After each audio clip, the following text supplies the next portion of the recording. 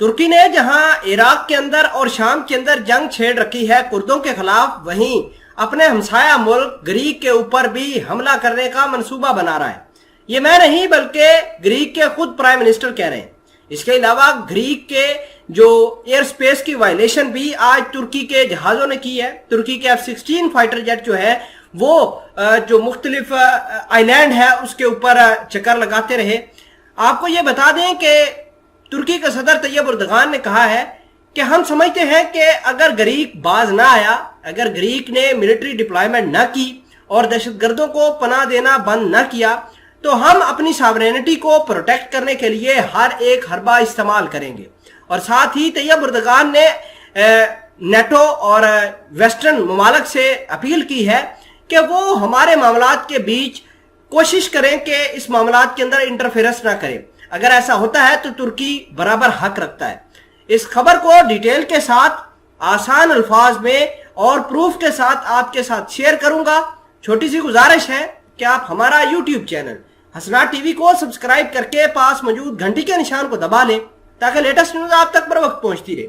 Greek PM slums Turkey for unprecedented air space violation aimed high tension between the two countries. नाज़रीन ग्रामी, जो Greek के prime minister हैं उन्होंने कहा है कि तुर्की हमारे आइलैंड के ऊपर मुख्तलिफ किस्म की एयर स्पेस की वायलेशन कर रहा है। तुर्की के सदर तैयब एर्दोगान का कहना है कि ग्रीक जो है ये लगातार अमेरिका से वेपन भी परचेज कर रहा है और इसके अलावा जो हमारे दुश्मन हैं, यानी तुर्की के जो कुर्द दुश्मन हैं या IS के जो दुश्मन हैं, उनको अपने आइलैंड के ऊपर पनाह भी दे रहा है। और इस खबर आने के बाद जो है तुर्की ने काफी अग्रेसिव जो है वो रवैया ग्रीक के खिलाफ किया है। अगर हम बात करें पिछले महीने की, तो पिछले महीने की एक यूरोप के अंदर एक मीटिंग हुई थी। उस मीटिंग के अंदर जो ग्रीक के प्राइम मिनिस्टर थे उन्होंने तुर्की को F-35 जहाज अमेरिका को न देने की सलाह दी थी और कहा कि अगर अमेरिका F-35 जहाज टर्की को देता है तो ग्रीक को इससे नुकसान होगा। और ग्रीक अमेरिका का बहुत बड़ा अलाय है और वो अमेरिका को छोड़कर किसी और वेस्टर्न मुल्क से अपने जहाजों के लिए उनसे डील कर सकता है और उनसे असला परचेज कर सकता है। अगर हम बात करें टर्की की, तो टर्की के फॉरेन मिनिस्टर ने कल एक अहम प्रेस कॉन्फ्रेंस की। प्रेस कॉन्फ्रेंस के अंदर उन्होंने एक मैप शो कराया। वो मैप था बेसिकली 10 आइलैंड का, यानी 10 जजीरों का। और उनके मुताबिक ये 10 जजीरे तुर्की के हैं और तुर्की इनके ऊपर किसी वक्त भी अटैक कर सकता है, किसी वक्त भी इनको कैप्चर कर सकता है। खैर, अगर हम बात करें ग्रीक की, तो ग्रीक भी लगातार अपनी ताकत के अंदर बढ़ोतरी कर रहा है। लेकिन अगर हम फौज और असले का कंपैरिजन दोनों मुल्कों के दरमियान करें तो तुर्की के पास तकरीबन 4,55,000 के करीब फौज है। अगर हम ग्रीक की बात करें तो ग्रीक के पास 1,30,000 फौजी मौजूद है जो कि एक्टिव हैं। इसके अलावा अगर हम फाइटर जेट की बात करें तो 1200 से ज्यादा जो फाइटर जेट हैं वो तुर्की के पास मौजूद है। 633 ग्रीक के पास फाइटर जेट मौजूद है।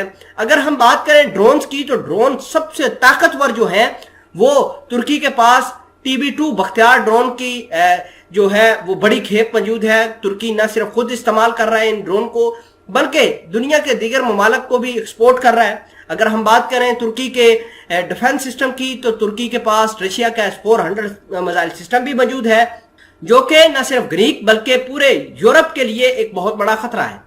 नाज़रीन ग्रामी, अगर हम बात करें टर्की की, तो टर्की के सदर तैयब एर्दोगान पहले दिन से कह रहे हैं कि हमारे रास्ते में कांटे ना बछाए जाएं। हो सकता है कि ग्रीक जो है वो किसी और मुल्क के कहने पर ये तमाम तर काम कर रहा हो और हमारे साथ तसल कर रहा हो।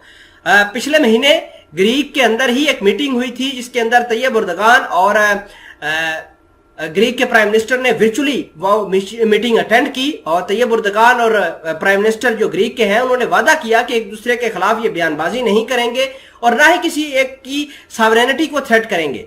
लेकिन वो मामलात उसी तरीके से रहे और हालात इस कदर खराब हो गए हैं कि ये एक दूसरे के ऊपर अटैक करने को थ्रेट कर रहे हैं।